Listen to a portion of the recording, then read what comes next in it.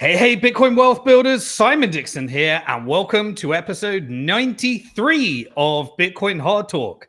Today, we're going to be discussing, did Google or did China ban Bitcoin? And spoiler alert, they did some flip-flops, but we're going to be discussing that. And we're going to be discussing everything that happened this week in Bitcoin, this week in macro, and this week in geopolitics. In fact, we got 2 weeks to catch up on.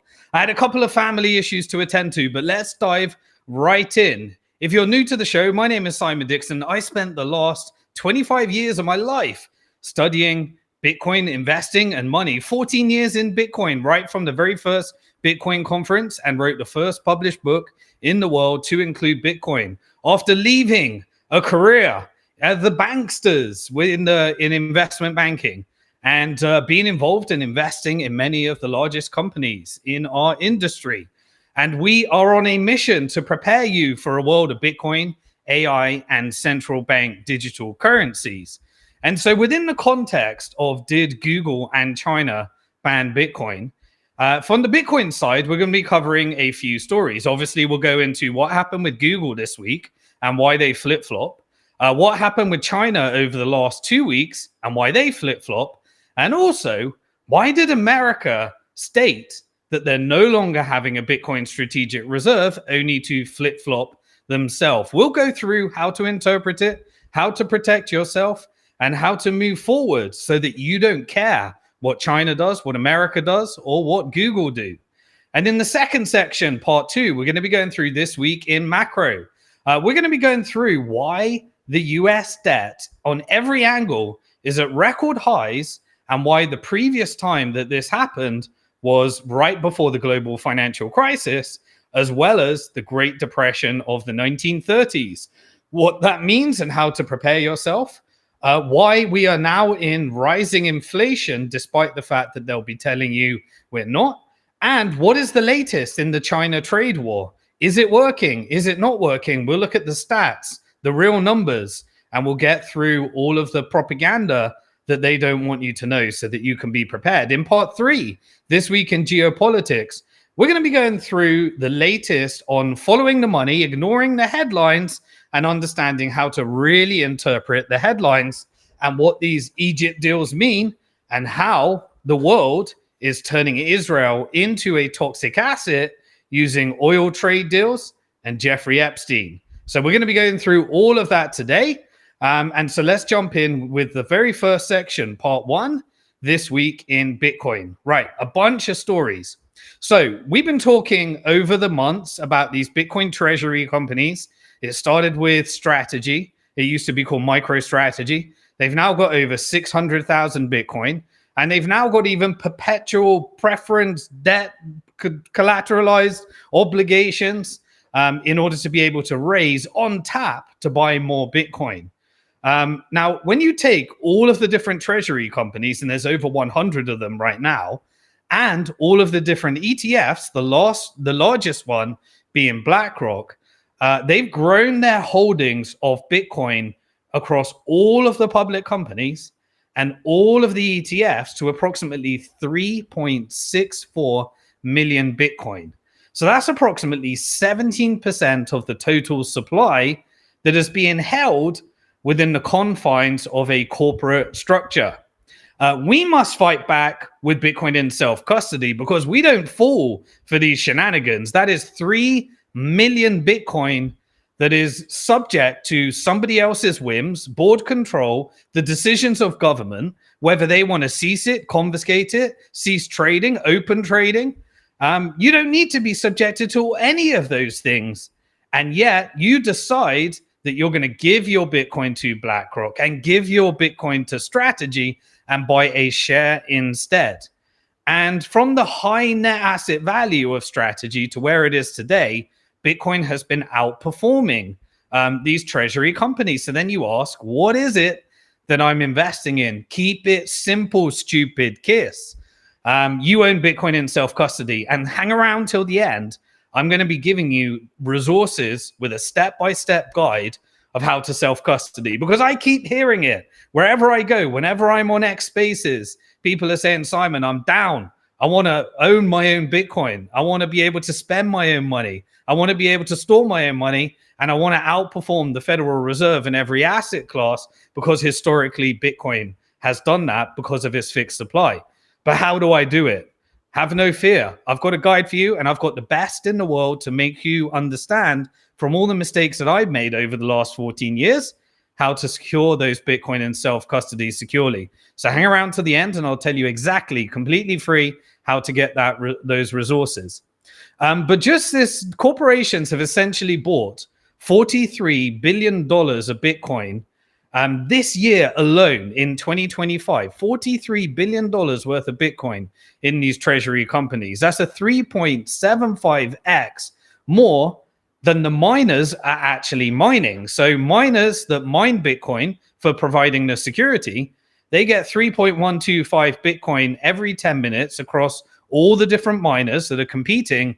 Now that we have over 1,000 exahashes of security, and we have the largest distributed supercomputer that no government, no central bank, no actor can infiltrate, is even beyond the grubby mitts of BlackRock. We'll obviously keep looking out for these things and what they're up to, and I'll keep covering it every week in Bitcoin Hard Talk so that we can get ahead of it. But the whole point of Bitcoin is that people try to attack it, Bitcoin reacts, and we carry on mining one block every 10 minutes and rewarding those miners with their newly created Bitcoin. But there is way more demand from these companies relative to what's actually being mined, which is why we've hit this steady upflow market with a little bit of volatility in between, but nothing like what we used to have. In fact, a publicly traded gold company, one of the gold miners, they're now mining gold, selling it on the market for dollars, and then holding Bitcoin in treasury on their balance sheet. Because obviously gold has all the problems of auditability, transportability. The physical location is both a feature and a bug. You know, if the internet goes down and the world goes into chaos, then you want some gold on you. But while the internet is still working, and in fact, if you're running your own nodes connected to a satellite, and you have the correct self-custody set up that I'll teach you about for those that want to do this, you'll work anyway, so it doesn't really matter, but most people are. But the gold miner, rather, ECR Minerals, is basically planning to add Bitcoin to its reserves, which is a really interesting angle. Mine gold, convert it to dollars, store Bitcoin, and it works completely scalable as a global corporation. Now, we've got more and more financial institutions. We're very skeptical of the banksters on the proof of weapons network that are now realizing that maybe if I just store in peaceful proof of work, I don't need to leverage up a debt-based Ponzi scheme and force governments, individuals, and corporations into debt because I don't have a systemic nature of fiat currency, which is created as a debt. And wherever there's a debt, there is an interest. And the money to repay the interest doesn't exist. So you can only repay the debt with more debt, which is why these banksters are debt dealers. And that's why we have many wars, because they need to extract resources in order to roll over the debt in a debt-based Ponzi scheme. And they're deciding actually the returns in peaceful proof of work versus fiat proof of weapons is actually turning out to be a lot easier. And as the world is getting disgraced with all these wars, genocide, and all of these holocausts that are happening right now, maybe it might be easier just for me to pivot into peaceful proof of work and just stack some sats. And so the financial terrorist SBI Holding, one of the largest major Japanese banks and financial institutions, they've been involved in Bitcoin for a while, actually. I remember when I used to go to Japan, the Japanese Bitcoin community were very early on. Some of the earliest exchanges were in Japan. But they're looking to introduce two new Bitcoin ETFs into the Japanese market. Now, if you remember, those that had pensions that wanted exposure to Bitcoin, they couldn't get it within their pension. So they were buying companies like MetaPlanet that was buying Bitcoin, arbitraging the fact that you couldn't really get Bitcoin in your pension. And this was trading at many, many crazy multiples above the price of the Bitcoin on their balance sheet. Now, the banks have come along and said, hey, why don't we just create a Bitcoin ETF and allow Japanese investors to buy Bitcoin via our ETF? Because SBI Holdings wants you to hold your Bitcoin with them so that they can hold it in custody, so that in the future, they can offer you financial products so they can try and turn your hard money into charging fees and using it as collateral against loans. And so they can try and make sure that they maximize the profit on their financial weapons of mass destruction rather than you just holding it in self-custody. But you still want that MetaPlanet stock? Methinks that when the Japanese Bitcoin ETF comes out, that it may not be as useful. And so these are inherently regulatory arbitrage, short-term thinking. And I want everyone to have long-term plans so that they don't have to sit there in front of a stock market, looking at prices, wondering about the quarterly earnings, seeing what the Federal Reserve is going to do. I'm a geek. I'll do all that for you. I'll give you Bitcoin Hard Talk each week. And all you need to do is commit to owning more Bitcoin each month and learn how to put it in self-custody. And don't worry, I've got your back. I'm going to make sure you got the resources that you need. I've been listening to your comments. Make sure you add those comments. I do read them. And based upon your feedback, I'm going to make sure you got what you need.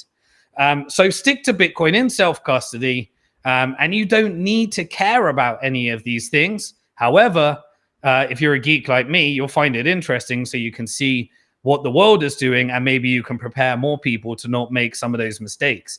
But BlackRock's Bitcoin ETF is now the second largest ETF in terms of monthly flows. Every single month, more money flows into the Bitcoin ETF than any other ETF in the world other than the S&P or the main market. Isn't that absolutely remarkable?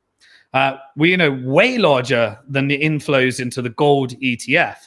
And yet the market cap of the money supply dollars is like 22 trillion, which is the same as gold, 22 trillion, and Bitcoin's only 2.5 trillion. We're now the fifth largest asset in the world. In fact, we're going to go into why Google made us messing around, because we're competing with you, Google. It's either the fifth or the sixth, but that's a temporary thing. We're going to eat your dust and we're going to catch up with gold.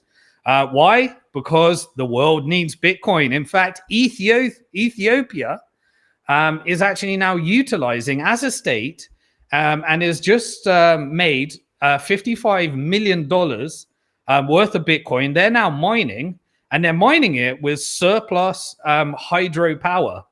So they're using resource energy and hydropower in order to take the wasted hydropower, plug it up and connect it to a Bitcoin miner.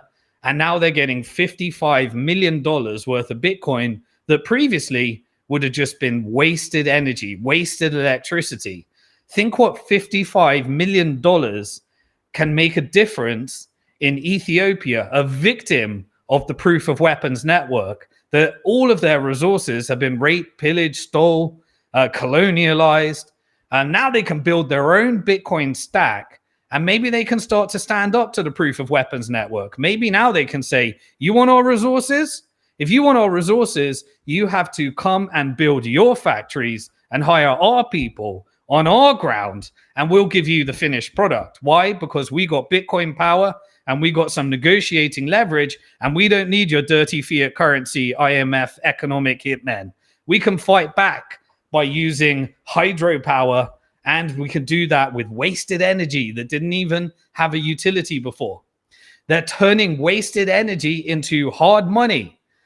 They're building their defense against the proof of weapons network. This is now a national security, peaceful proof of work to defend against the colonial proof of network empires in a time when the global south are the only ones still having children. And so all the demographics are driving the proof of weapons network to want to work with the global south as they actually turn inwards and create war, like in Russia and Ukraine. and try and profit from war in the West because they're turning south and working east. In fact, speaking of such, Indonesia, their vice president's office is now weighing up the adoption of having Bitcoin as a national reserve asset. And so we've got that. And you know what's really interesting? Indonesia, a predominantly majority Muslim nation country, they don't have, Bitcoin doesn't have any riba, which is interest. And so you can't even be Islamic finance compliant if you're dealing with fiat currencies. They've tried to work around that. But when you're building on top of a fiat currency system that is created as a debt, that in its creation as a debt has riba or interest built in, you've just built a product on top of, a halal product on top of a haram product. Now, but thanks to Bitcoin, if they start using it as a national reserve asset, they can start exploring how to actually have finance the way they were meant to have it, by doing it with hard money. And so, there's no riba baked into the creation of Bitcoin. It's only baked into the creation of these debt-based Ponzi schemes. And that's because when they installed these proof of weapons central banks in order to destroy you and control you, this is the way to do it as well. So it's not just gold now. It's also got the digital version that can scale and work on a big scale. Speaking of the global south, we've been covering El Salvador for a long time. Went to visit the president there on many occasions to see how I can help. But El Salvador just announced that they're going to be launching a Bitcoin bank. I actually gave and shared the vision of how to do that when I went to meet President Bukele in El Salvador. Not a big fan of what's happening with these prisons at the moment and the partnership with Trump. So at the moment, I'm trying to see what's going on there. And also the IMF are giving mixed signals as they try and remove the Bitcoin strategy. But at the moment, we'll keep covering it because El Salvador is fighting back with a Bitcoin bank. And obviously, Bukele has said, hey, that constitution where, we only get 5 years. Yeah, maybe we'll extend that to 6 years and I'll give myself a third term. Look, I know what it takes in order to actually build something and how long it takes. And we also know that this quote unquote democracies whereby every 4 years you have to change your leadership so that the proof of weapons network can always be in control and you can turn over presidents and never change the system. Sometimes it requires desperate measures to change the system. We'll always be watching that as well. Bitcoin is perfect for the global south, and the world is moving towards the global south being the growth countries as well. Stable coins at the moment, we all know, I've covered this on many, many shows, how stable coins are the new central bank digital currency, but private control. But at the same time, they help people send money globally. There's a pro and a con to all of them. The way to combat that is only use it for spending, save in Bitcoin, own more Bitcoin every month, the simple rules. But this is how big stable coins are getting right now, even though they're only just getting started. I mean, it's mainly concentrated in two companies I invested in, a company called Bitfinex that went on to launch Tether and a company called Circle that went on to launch USDC, and then others that are joining the race, including Trump's family's World Liberty Financial that we've covered. But stable coins on any given day are now doing more transaction volume than Visa. So all of the stable coins, all of the transaction volume without even having retail adoption. Now wait till everybody transitions to realizing that in the global south, you don't need to go to Visa or MasterCard and get a point of sale terminal. You don't need their permission to go through 8 different banks that will charge fee after fee after fee in order to transact. All you need is a QR code. And once you've got a QR code and the whole world starts using QR codes, which everybody can have just by downloading a free app in order to accept that, and they can do it in self-custody. Now, obviously, stable coins are still centralized institutions. It's not Bitcoin. But then it's a step away from saying, hey, you know what? I'd like to receive my stable coin and I'd like 20% of it to auto convert to Bitcoin and hold that in self custody while I cover my operational overhead with the 80%. This is where we're moving, and wait till you have artificial intelligence agents that are going to programmatically engage in all your Salesforce activities. This is the world we're moving to, and this is really one way. There is no putting the genie back in the bottle. We are moving to a world of artificial intelligence, stablecoins, CBDCs, and Bitcoin is your resistance to protect yourself while you're also utilizing the fact that there's no changing the direction we are going right now. And speaking of which, on YouTube, we rely upon you. In fact, we just hit over 100,000 subscribers, 101, 250, I think we're at right now. So I want to thank you all. The YouTube did a little bit of a review. I'm not sure how much they like my content because it's still not. I've got comment after comment of people saying, I subscribed, but I'm not receiving any emails. They used to get these emails. And funnily enough, I tested this out. I went on my friend George Gammon's channel the other day. He had 16,000 subscribers. The same video got 100,000 views in a couple of days. I put it on my channel. I've got over 100,000 subscribers, and we got 10K views in the same time. And that's because YouTube doesn't like you to know what we're covering. In fact, Google flip-flopped. We're going to be covering that as one of our stories. But as a hedge, I've started to put this content, and you may be watching this from Rumble. Now, Rumble is subject to the same things. However, the investor in Rumble, one of the major investors, is Tether, the stablecoin. But the $3 billion YouTube competitor, Rumble, has now said it's going to integrate Bitcoin Lightning Network for tips. And so we shall see what this is like, but we may need to pivot away from YouTube. If YouTube doesn't send us some love, please help the algorithms by sharing, putting a comment, liking, and hopefully YouTube has some time to redeem itself. But if Rumble is giving us some love and Rumble is doing Lightning transactions, I don't need any tips, but hey, let's support the Lightning Network and we can figure out whether we can take those tips and do something good with it. But let's see what happens there. Just in case you're not following me on Rumble, look me up on Rumble, Simon Dixon. Got a very small following for now, so please help me build it up right now because you never know. I've been on YouTube right from the beginning, but we may need to transition over if the censorship continues. Right, now speaking of some of the different companies while we go through, Coinbase, a couple of weeks, this was meant to be covered last week, but they announced that they're going to be doing a $2 billion convertible note offering. Now, most people are thinking when these Bitcoin companies are doing note offerings, they're doing it in order to buy Bitcoin like the Treasury companies, but no. Coinbase is going to be doing it not to buy Bitcoin, but to invest in technology, acquisitions, and anti-dilution clauses, and all of the usual TradFi things. Now, what's interesting is the market is now saying, we prefer you to raise finance to buy Bitcoin than operating your business because Bitcoin's eating the world and they don't understand what they're going to be doing with the money. So the market hated it. As soon as Coinbase announced that it's going to be doing this and it's not buying Bitcoin, the stock price went down and the market didn't like it. On the very same day, the exact opposite happened with Robinhood because Robinhood is just adding new features and saying we're going to be tokenized securities. We're going to do 24/7. We're going to be doing more and more and more.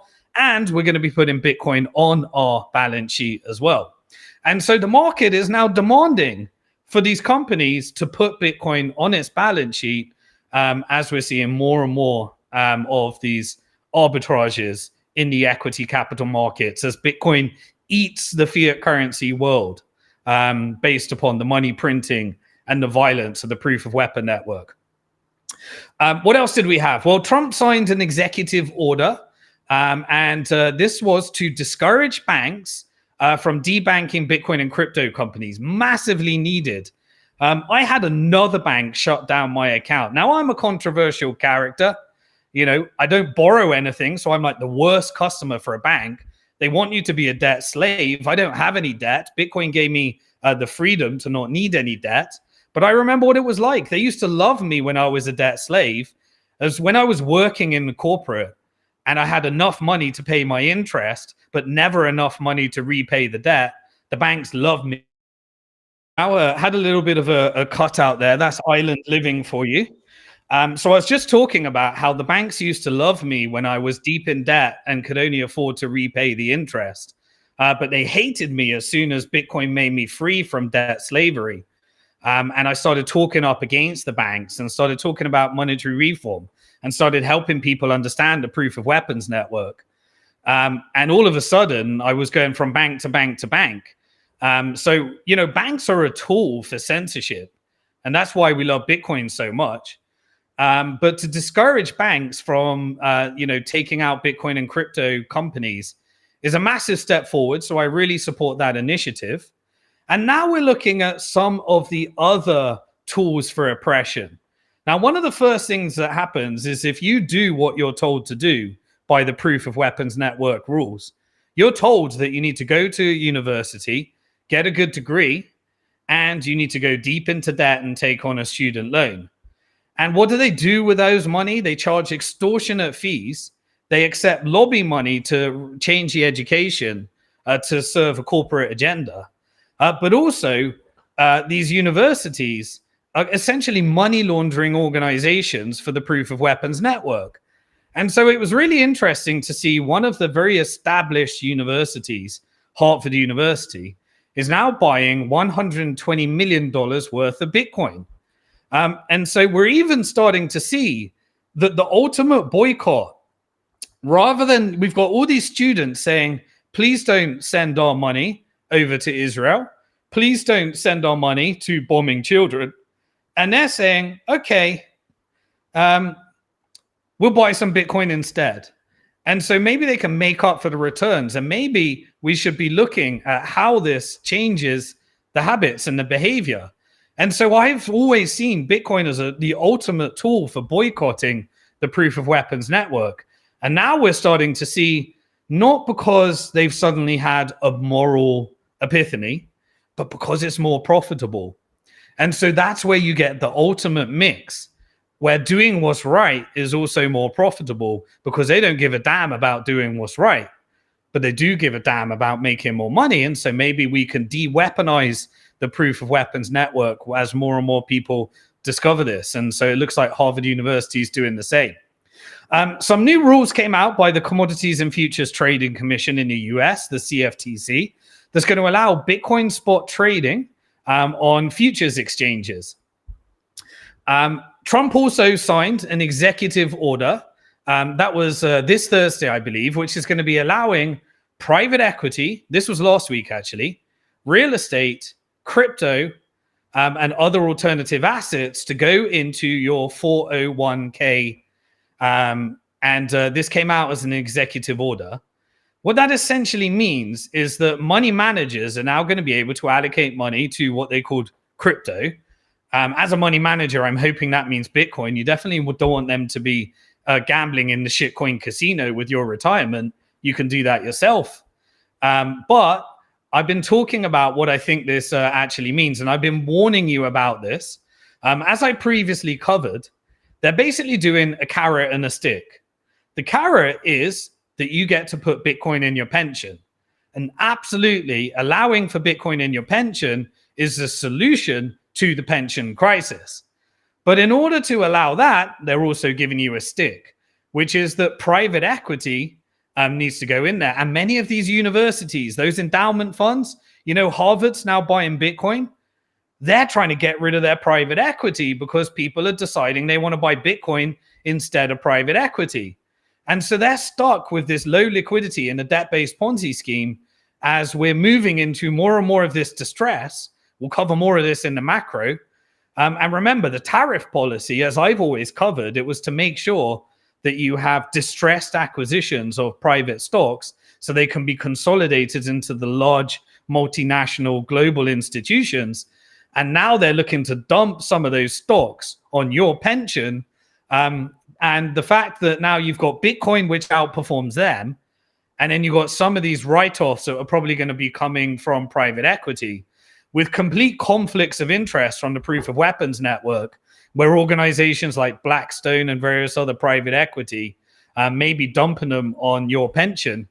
Essentially, probably they're hoping that the Bitcoin returns means that you don't notice the bad investments with some of the private equity that may be happening as well.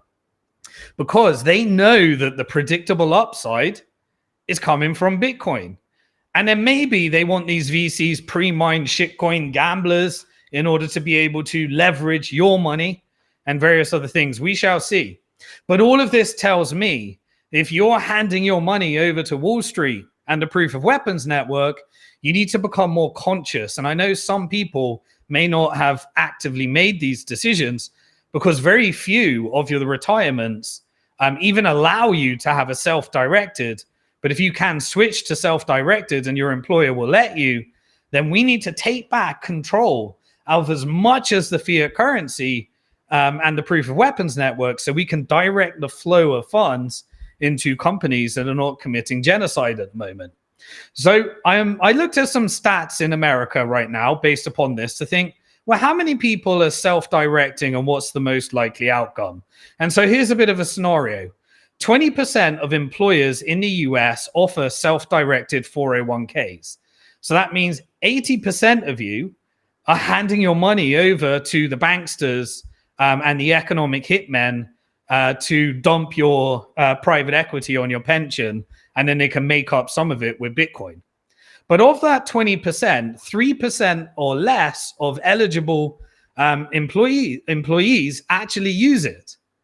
So when you take that together, 20%, 3%, basically the self-directed 401k retirement account, it only represents a tiny, tiny amount of the whole 401k assets. There's about $9 trillion of assets, and only well under 1% of it, of the $9 trillion market, is self-directed.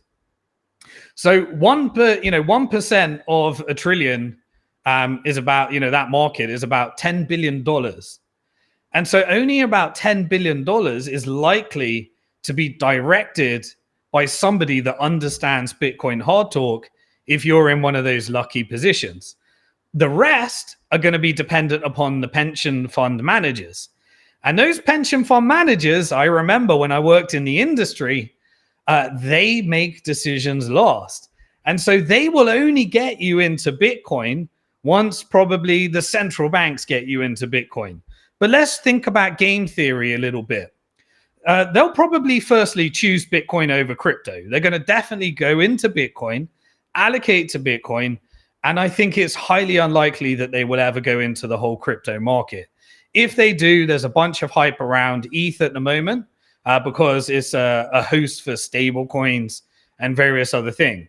But I imagine probably one pension fund manager will start this off. I know because way back, I think it was 2015, I can't remember the year now, Jefferies Investment Bank asked me to go around all of the pension fund managers that are managing trillions and trillions of dollars of assets. And I gave them the Bitcoin pitch, and very few of them will actually make a move because they're very conservative around it.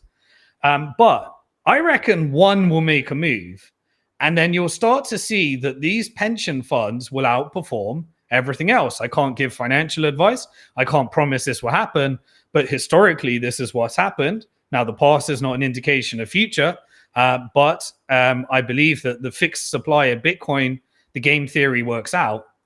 But I reckon that one pension fund manager will do like a 1% allocation, maybe a 2%. Maybe they get to a maximum of 5% allocation.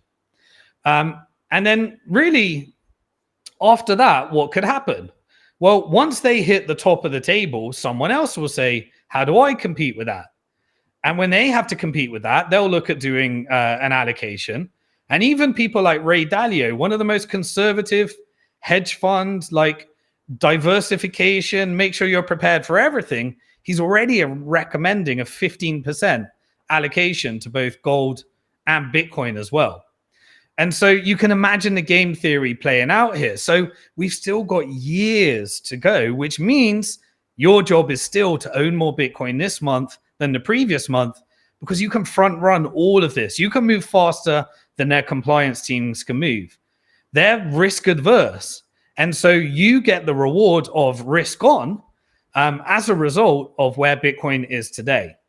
And you get to boycott those Wall Street so you don't need them and outperform them anyway, because that's what historically has happened.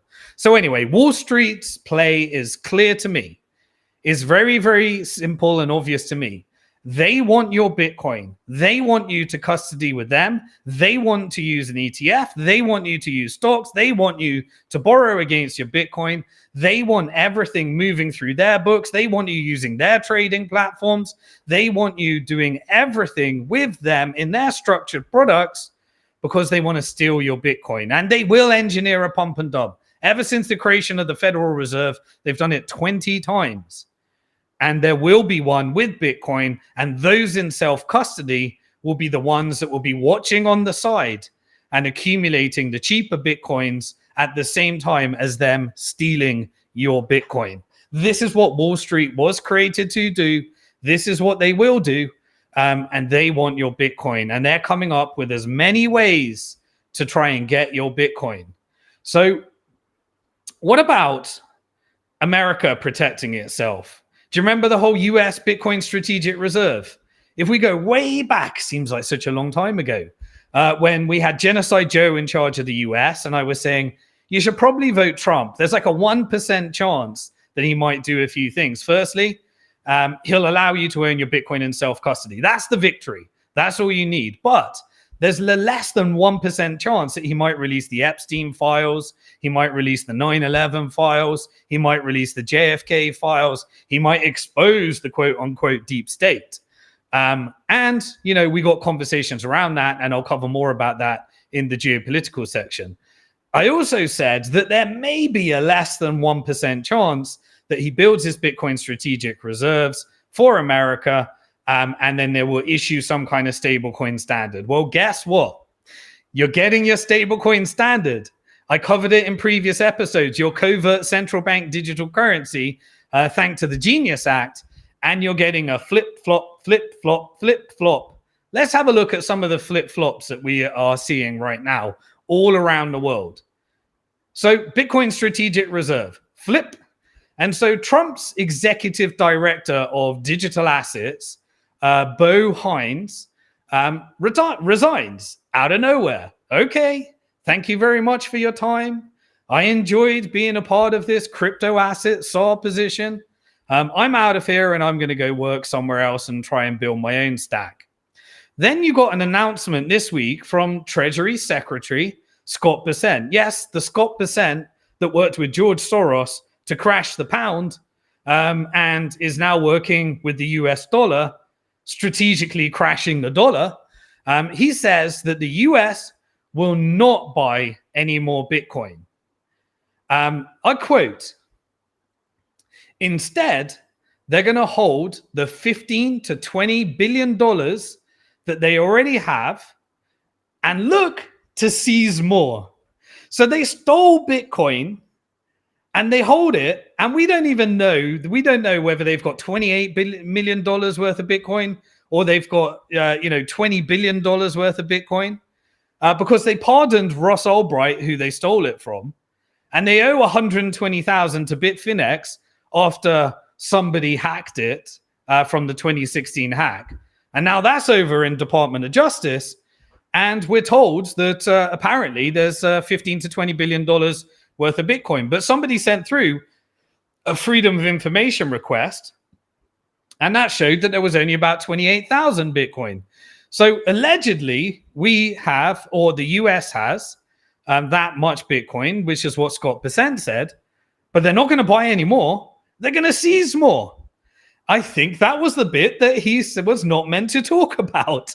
So he literally went on television and said, guess what? We got this brilliant Bitcoin strategic reserve strategy. We're going to steal your Bitcoin.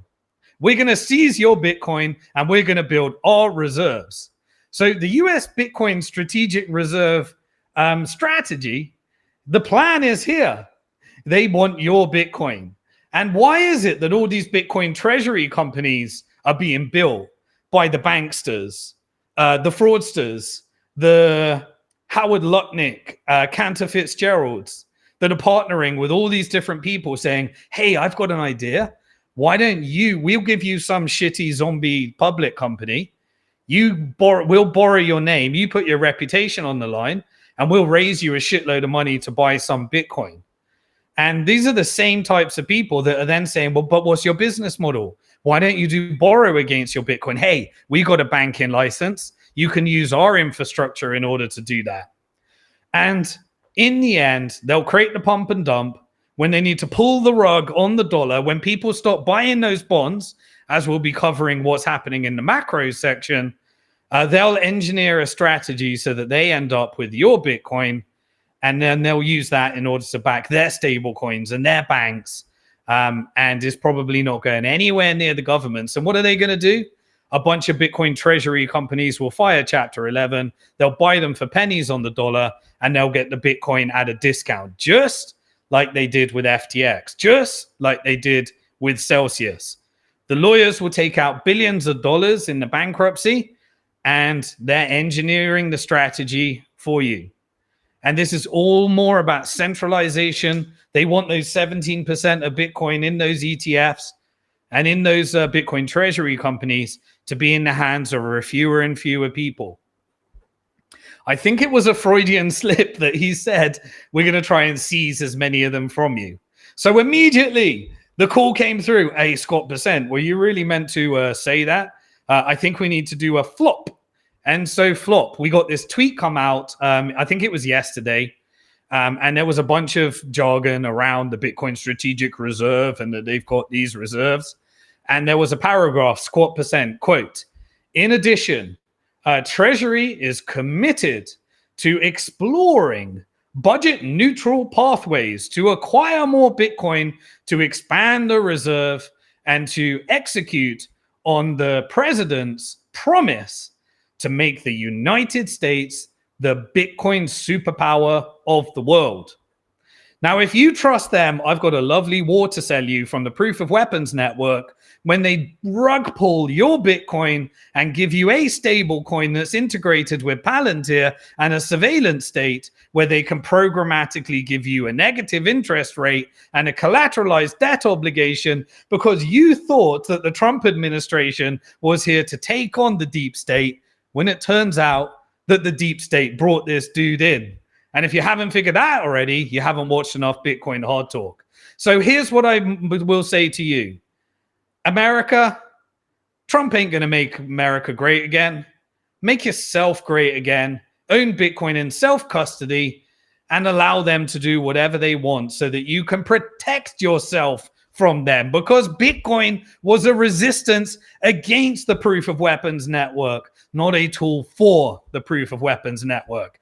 And you are falling in with this MAGA flag thinking that he's going to make America great again when they tell you everything you need when you follow the money. They're making themselves great again. They're accumulating as much Bitcoin as possible. They're building their Bitcoin strategic reserves because they know what they're doing to the dollar.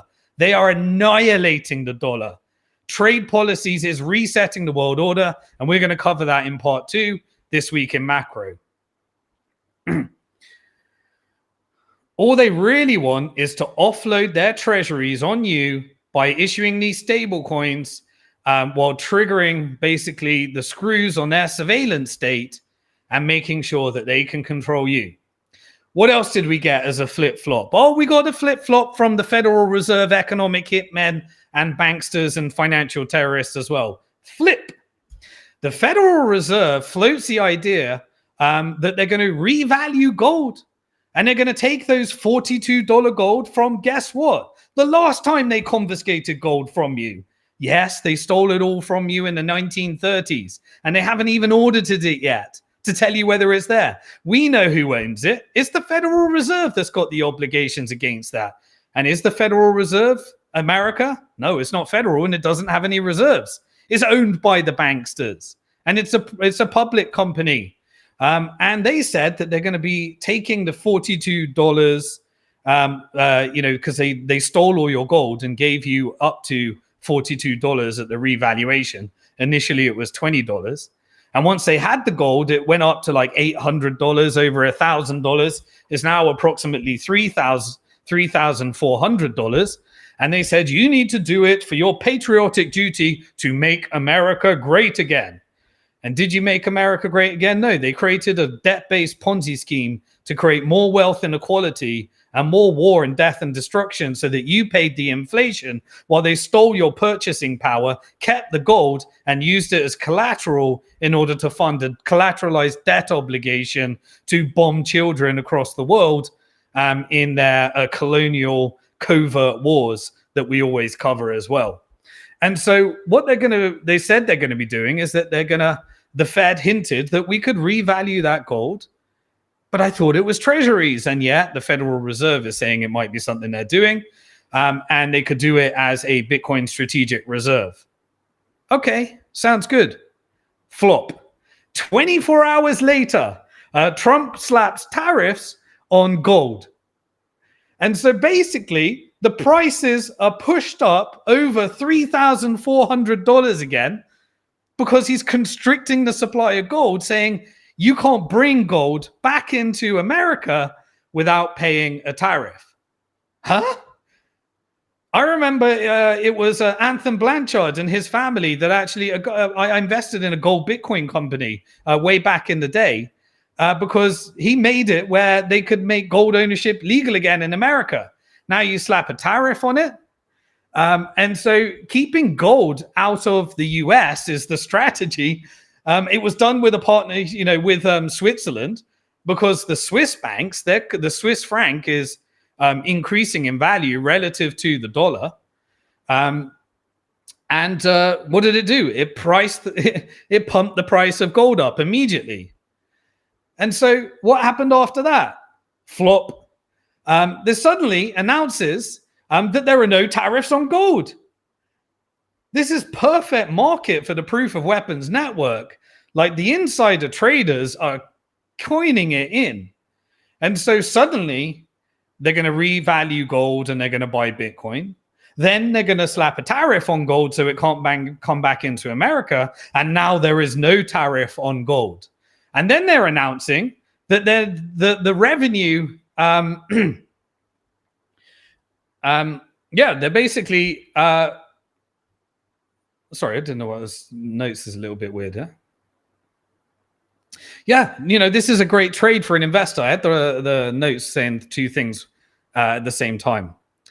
Now, also remember, what was the executive order? What happened to that Fort Knox gold audit? We don't seem to know where the gold is, whether it can be audited, and it doesn't seem to be any word again. What about that sovereign wealth fund? Remember what I told you? You can only have sovereign wealth if you've actually got resources and a surplus. And so when you have a surplus, you build reserves, and you only get that if you keep your assets. You don't give it to the proof of weapons network. Now, remember, America was started by a genocide so that they could take everyone off the land and they could hand over the oil over to the Rockefellers and all the private corporations. So America never got to keep its oil. And instead, they created a debt-based Ponzi scheme and a Federal Reserve and introduced income tax so that it could steal the money from you, steal the oil from you. But those countries that actually managed to resist colonialism and keep their own oil, even though they had to give half of it to you, like Saudi Arabia, in order to stop you bombing them and killing them, they managed to keep half of it, and then they managed to buy you out over time. And now they've got sovereign wealth. But how do you have sovereign wealth when you got world reserve currency, when world reserve currency means your largest export is the dollar, which is why America is 80% service-driven economy. The manufacturing base went to China, and you created the IMF to make sure that everyone got addicted to dollars because you wanted to inflict debt upon the world. This is why Ray Dalio is essentially saying that you need a 15% allocation to Bitcoin, and he's changed his tune over time. Bitcoin is eating the dollars market. It is eating fiat currency. It is eating the world, and they know it, which is why they want your Bitcoin. What else did we get? Well, remember what I told you at the beginning of this, Google. So Google did a little bit of fun and shenanigans this week as well. So if you look at the very top assets in the world, you got gold at 22 trillion. Then you got Nvidia at about 4.5, 4.2 trillion. Then you've got a few more stocks. You've got Apple, you've got Google, you've got Amazon, and then you have Bitcoin. Now we're head to head with Google at the moment. And then we move up to the next phase on the ladder where we look to take out Amazon or Apple. I can't remember which one it is. I think we've already taken out Amazon. Sorry, we got Apple next and we got Microsoft in the middle. So we passed Google as the 5th largest asset in the world. And I'm not saying that this was coordinated, but it was still pretty funny. Because what did Google do? Well, they learned from the US government, flip-flop, flip-flop, flip-flop. So at the beginning of this week, they did a flip. And Google said that it is going to ban all unlicensed Bitcoin and crypto wallets in the US and Europe. What does that mean? What does that mean for self-custody? Because you can have a phone where they store the key. And while they can stop you downloading an app in the future, they can't stop you having an app that you've already downloaded. But then people will panic and say, but I've got my Bitcoin on my phone. What happens to my keys? And suddenly Bitcoin, Google can change the rules or Apple can change the rules. And people can panic and then they're trying to figure out how to self-custody because they were waiting until it's an emergency, except for the Bitcoin Hard Talk people. I got you covered. I'm going to make sure that you're ahead of it because you don't want to be subjected to what the Trump administration is doing, the Biden administration is doing, what China is doing, what Google is doing, what Apple is doing. They are middlemen galore that want to get in the middle of you and your Bitcoin because they really want BlackRock to own your Bitcoin. They want to make it inconvenient for you to own your own Bitcoin. This is the strategy. And this is why you must fight back. So what does that mean then? So that means that if there's a custodial wallet that is registered with the EU or a money transmitter in the US, then it's okay. But if you're a self-custody wallet and you're just allowing people to own their own keys, then that's not okay. And that wallet can't really register as a money transmitter. And it's not meant to register as a money transmitter because they're just simply creating software for you to own your own key. But this is why you only want a small amount of Bitcoin on your phone. The rest of it should be stored in a secure self-custody hardware wallet and even a more sophisticated setup as your wealth grows. But basically, they said that suddenly that this rule only applies to EU and US residents. So if you live outside, then maybe you're okay. The idea is that you don't use your phone because if you use your phone to store your Bitcoin, you're going to be subjected to their rules. Now, there's ways around it. So now we had the flip. Suddenly, Google flipped on Bitcoin and crypto. And immediately, in the same day, they had to flop. So Google drops the plan to ban non-custodial crypto wallets from the Google Play Store following a massive backlash. But they're keeping it for custodial wallets. And so you need to understand this difference between self-custodial, custodial. The education to make sure you get this is more important than ever. How you store your Bitcoin is going to determine your level of freedom, freeing yourself from Google and freeing yourself from the Trump administration that wants you to have a collateralized surveillance stablecoin instead of Bitcoin and then hand over your Bitcoin to BlackRock. So what else happened right afterwards at the exact same time? Well, Google announced that they'd invested in TeraWulf. For those of you that don't know, TeraWulf is an awesome company. It's a Bitcoin mining company. And they bought a nuclear power plant. Now, it didn't scale. It was a very small nuclear power plant. But they managed to get a bunch of ASICs plugged into a nuclear power plant and mine at about half the energy costs with very renewable, efficient energy. And they managed to get like a full nuclear Bitcoin mining operation. And they're also diversified into hosting data centers for artificial intelligence. And so you've got nuclear mining combined with AI data. And in the future, there's going to be some really, really interesting thing about how you can repurpose and combine artificial intelligence with Bitcoin mining. Maybe we can even get a whole decentralized supercomputer, just like we have Bitcoin to host artificial intelligence data. All sorts of things are going to be coming. But anyway, Google decided to take, I think it was like an 8 to 10% stake in TerraWolf. So at the same time as flipping on Bitcoin, then flopping on Bitcoin, it was investing in Bitcoin mining. This was all done within one day. Now, what else did we have? We're talking about the China ban. Now, China was the original flip-flop, flip-flop, flip-flop. I mean, we've had so many bans on bans, bans on bans, bans on bans. In fact, China was most of the Bitcoin volume way back in 2013. And the major exchanges, like I remember there was Huobi, OKCoin, what was the other one? Huobi, BTCC. These were the major exchanges. They had all this wash trading and crazy volume for it. But, you know, China was a major player as well. And so they decided to do a flip this week. So already, even though 20% of the hash power is hosted in China and they're still mining Bitcoin, Bitcoin mining has been banned allegedly within China. And not only that, but the exchanges all left for like South Korea and Japan, and some are still there. Who knows what has to go on? But they apparently, Bitcoin exchanges are banned in China.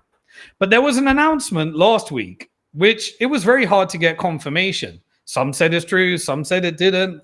But on top of Bitcoin mining being banned and Bitcoin exchanges being banned, the announcement was that Bitcoin ownership is banned.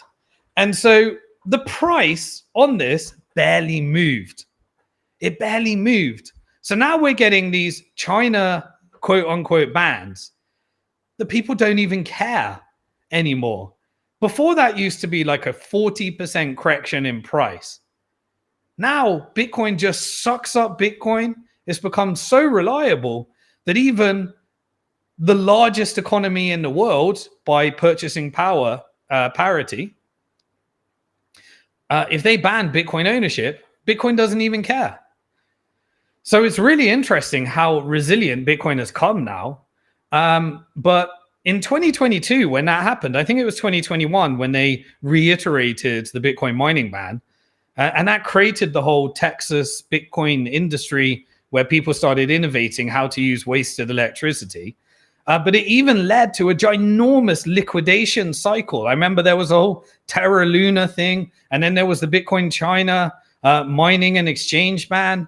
The price went crazy. That led to a liquidation cycle. Then you had all the bankruptcies, Operation Choke Point 2.0. You had the whole 2021, 2022 cycle. And it was a wild time if you lived through that. I think it pushed Bitcoin down from 69,000 to 17,000 at its bottom as well.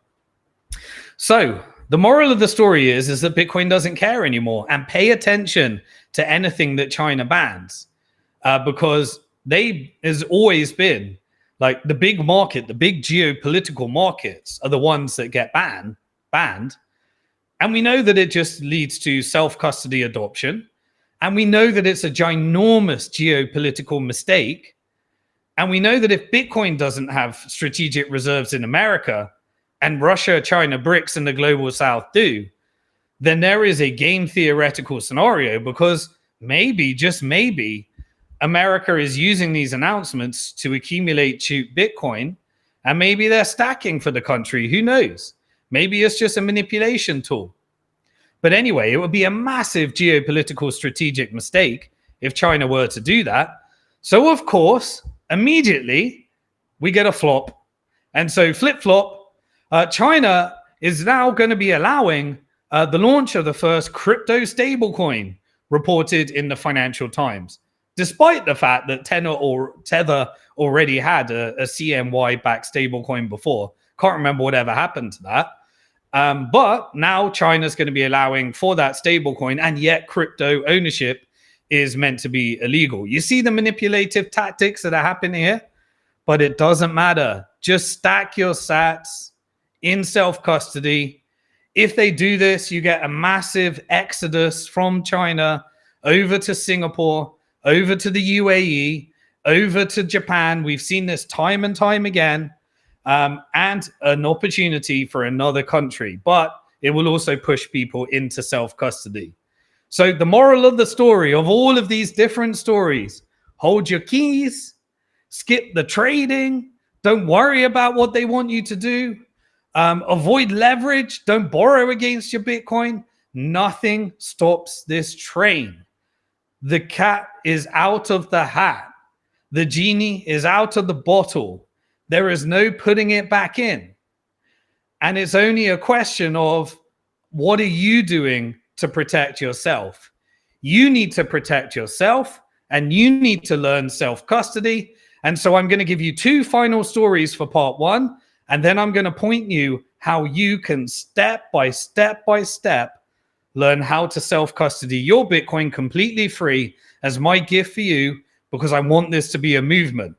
And so this is the reason I'm doing this, is because many, many years ago, there used to be these stories. There was a guy, I remember, it was a guy in England. His name is James Howells. And for the last decade, he's been trying to get access to a junkyard place where they take all the rubbish. What's the word? I'm losing my words at the moment. But for 10 years, he's been trying to go to this tip. That was a word. Tip. That's an easy one. This rubbish tip, and get back a hard drive that he threw away that had approximately, I think it was 7,000 Bitcoin on it. He did every tactic under the sun. He wanted to share the reward with the tip yard. He wanted to co-opt the government into allowing it to happen. He wanted to raise money in order to buy the land so that he could then invest in an operation to get to the bottom of the yard. And in the end, he's just finally given up after 10 years. And so the Bitcoin hard drive that is currently worth $950 million today, that almost $1 billion, that will likely be $10 billion, maybe even $100 billion into the future, is lost forever. And 7,000 Bitcoins leave the supply, and they'll never be seen again, because he didn't look after his Bitcoin, and he bought them at a time when he just didn't care. So learn how to back up your Bitcoin. That is the important story. We need to learn from previous mistakes.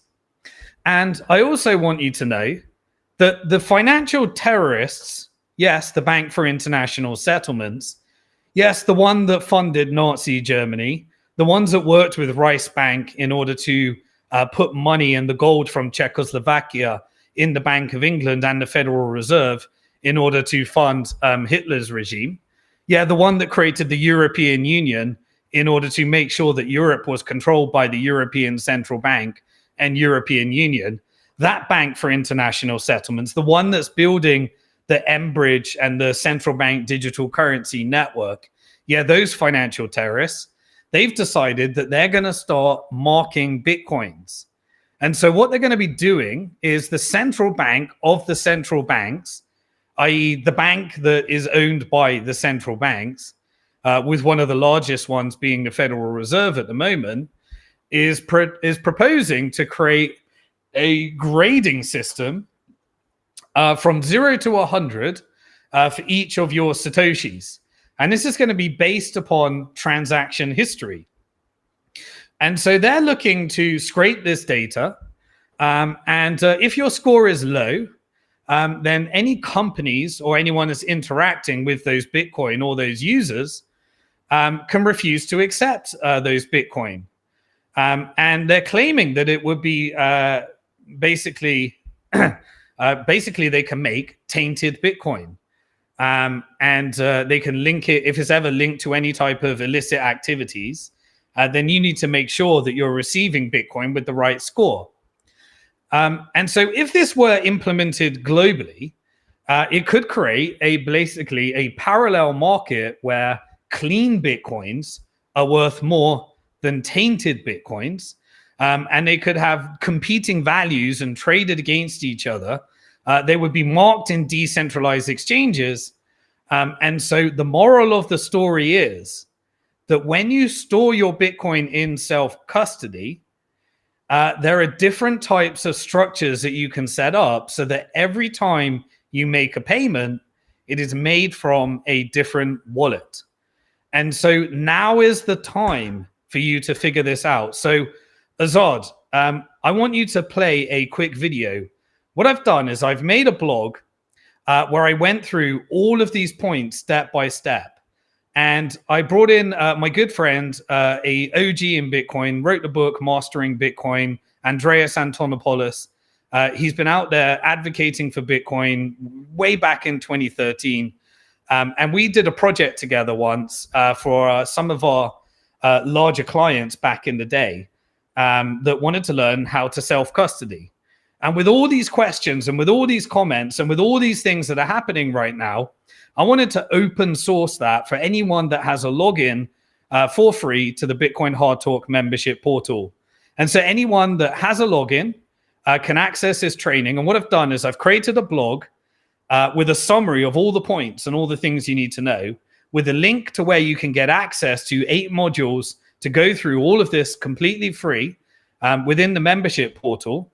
And now what I'm going to do is I asked AI to create a little 5-minute summary of a 30-minute video, which you can access on there. So Azad's going to play it right now. And then we're gonna pull up the blog and show you where you can go on simondixon.com in order to get this self-custody Bitcoin training 8 modules so that you can start to learn how to do this all properly. And I want to put that guide out there. So Azad, if you can play that video, and then we're going to move over to part 2, this week in macro. Welcome to the deep dive. Okay, so today we're really getting into Bitcoin self-custody. Basically how you can actually control your own digital assets. Think of it as your path up the, what's it called, the staircase of sovereignty, moving from relying on others to, full control. Exactly. And we're drawing heavily on the insights from Andreas M. Antonopoulos, particularly his book, Mastering Bitcoin. A foundational text, for sure. Our goal here is pretty simple. Yeah. Let's help you understand the key steps, the things to think about for self-custody. It all comes back to that saying, right? Not your keys, not your coins. Yeah. It really sums it up perfectly. It really does. And what's really fascinating here is how different this is from traditional finance. It boils down to whoever has the cryptographic keys, they control the funds. Your keys, your Bitcoin. Simple as that. If someone else holds them for you, they're the custodian. They have the control. That slogan, yeah, it just nails it. So, but it's not just like a black and white choice. Either full self-custody or nothing, relying totally on someone else. Andreas talks about hybrid options too, right? Things like multi-signature. Oh, absolutely. It's definitely non-binary. How does that work, the shared control thing? Well, hybrid multi-signature setups, or multi-sig, mean you can share control, maybe with a trusted third party, right, or even just between multiple devices you own, like your phone and a hardware wallet. Okay, so it's a middle ground. More flexible. Exactly. It offers more flexibility. And this brings up a really important question for you, the listener. Are you ready for that full responsibility? Or does some kind of shared control feel better? Right. It's about trade-offs. It is. Balancing risks and benefits, especially when you think about your own threat model, basically. What specific risks do you need to worry about based on your situation? And security isn't usually just one magic fix, is it? It's more about layers of protection. Always layers. When we talk risks, I mean, they could be anything from targeted stuff like SIM hijacking all the way to, I don't know, floods or fires. Sure, those exist. But what's the most common problem? Yeah, what trips most people up? That's the crucial part. While, yeah, threats can get really sophisticated, even state-level actors for some people, for most of us, the biggest risk in crypto is, honestly, losing access because of simple mistakes. Like what? Like forgetting passwords, misplacing your backup phrase, or just making your own security setup so complicated you lock yourself out. It really highlights why simplicity, where possible, is actually a security feature. That point about simplicity is huge and often missed, I think. It kind of brings us back to the absolute core of it all, the keys themselves. How does Andreas explain what a key actually is? He puts it very simply. A key is just a number, but an unimaginably large number. Unimaginably large. Think like astronomically huge. Yeah. The sheer scale makes it basically impossible for anyone to guess your key. It's effectively random. Okay. These massive random numbers generated by your wallet software are what you use to create your public address where people send you Bitcoin, and, crucially, to sign transactions. That signature proves you control the funds. But managing a brand new key for every single transaction sounds like a nightmare for privacy, right? Is there a way to handle that better? There is, thankfully. That's where hierarchical deterministic wallets, HD wallets, come in. Big name, simple idea. HD wallets. They use a single starting point called a seed. Think of it like a master key. Okay. And from that one seed, the wallet can generate billions and billions of unique keys and addresses. The huge advantage for you, you only need to back up that one single seed phrase. Simplifies things a lot. Yeah. Better privacy, too. Massively simplifies backup and management. Yeah. And enhances privacy because you're not reusing addresses. And this seed, that's usually shown as the mnemonic phrase, isn't it? The list of words. Precisely. The seed gets converted into a sequence of typically 12 or 24 ordinary English words. Much easier for a human to write down and handle than a giant number. But easier to mess up writing down. Well, the order is absolutely critical. Get one word wrong or in the wrong place, and it's useless. So storing that phrase securely is paramount. Is just writing it on paper good enough? Or should people be thinking about, more durable methods? Paper is simple, and it works for many. But yeah, for real long-term protection against things like fire or water damage, people often recommend engraving the words onto steel plates or something similar. Okay, metal backups. But the absolute golden rule, no matter the medium, never, ever create a digital copy. Don't type it into a computer. Don't email it. Don't store it in the cloud. Don't take a photo of it. Strictly offline. Strictly offline. Got it. And critically, make at least 2 copies. Store them in 2 different physically secure locations. Think geographic separation if possible. Right. Redundancy is key there, too. Okay, so beyond single keys and seeds, we mentioned multi-signature schemes earlier. That sounds powerful for sharing control, or even just for one person managing, say, a phone wallet and a couple of hardware wallets. Very powerful. It adds significant layers of security and control options. So what's the most important thing for someone to keep in mind if they're setting up their own multi-sig, especially around control? Yeah, multi-sig schemes are often described as K of N, meaning a transaction needs K signatures out of a total of N possible keys to be approved. A common setup is 2 of 3. Okay, so any 2 keys out of the 3 designated ones can authorize sending funds. Exactly. This gives you redundancy. If you lose one key, you can still access funds with the other 2, or it allows shared control. But the absolutely crucial point for you, if you're setting this up for self-custody, is to ensure you personally hold enough keys to reach quorum. Quorum being the minimum number needed, like 2 and a 2 of 3 setup. Correct. If you set up a 2 of 3 and you only hold one key while a third-party service holds another and maybe a lawyer holds the third, well, if that third party goes offline or becomes uncooperative, they hold one of the keys needed for your quorum. So they could effectively freeze your funds. Potentially, yes. It undermines the whole point of self-custody if you can't act independently. So make sure you control enough keys to meet the quorum requirement yourself. That makes a lot of sense. It comes back to control. It always comes back to control. And as we sort of wrap this up, it's really helpful to think of self-custody like Andreas frames it, that journey up the staircase of sovereignty. Step by step. Exactly. It's about building your comfort level, your technical understanding piece by piece.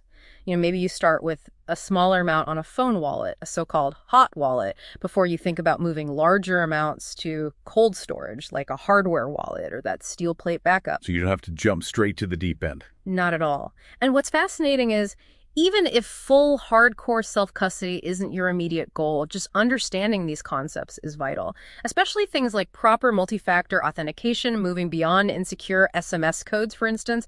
That's crucial for managing any digital asset safely. Yeah. So it leaves a question for you listening. Considering your own specific circumstances, your own risk tolerance, what's maybe one small actionable step you could take, maybe even today, to move a little further up that staircase, to enhance your own digital sovereignty? And some practical to think about. Yeah. And of course, for anyone who wants to dive even deeper, the original creator of much of this thinking, Andreas M. Antonopoulos, has a wealth of resources available: online talks, books, articles, definitely worth exploring further. Okay, awesome. Now, if that was a bunch of jargon, don't worry. I just wanted to give you a little bit of sample of the quality of what's covered in that training, because the way it actually works is we pull out a hardware wallet, we go through different scenarios, you gradually build up your self-custody confidence. And I just wanted to make sure that everybody has access, because I think we're really hitting that crucial stage. So in order to get access to this training completely free, on the screen right now, you should be able to see a blog. And this blog, I think if you head over to my blog and you put in custody, self-custody, you'll be able to find this if it's not at the top already.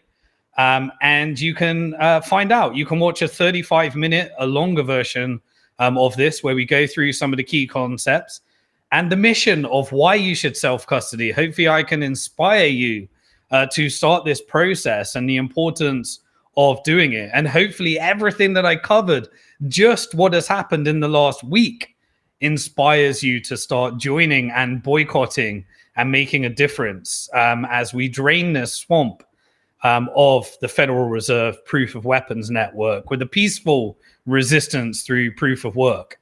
And you can invest a little bit of time, get this skill for life, because I'm telling you, in a world of Bitcoin AI and central bank digital currencies and stablecoins, you're going to need to resist. And it's only those that have Bitcoin that are going to be able to resist, the ones that have it in self-custody. So on this blog, you can see there's a little button there. You can register to my Bitcoin Hard Talk membership portal. If you've got a login, the training's going to be there. If you haven't got a login, you can just get a login, enter your email and password. It will then send you a confirmation email to make sure it's a real email. You click on that, and then once you got your login, you can just, a bunch of other stuff is there, but one of the modules in there will contain the 8 videos on how to self-custody. And feel free to leave a comment in there. Let us know what you think.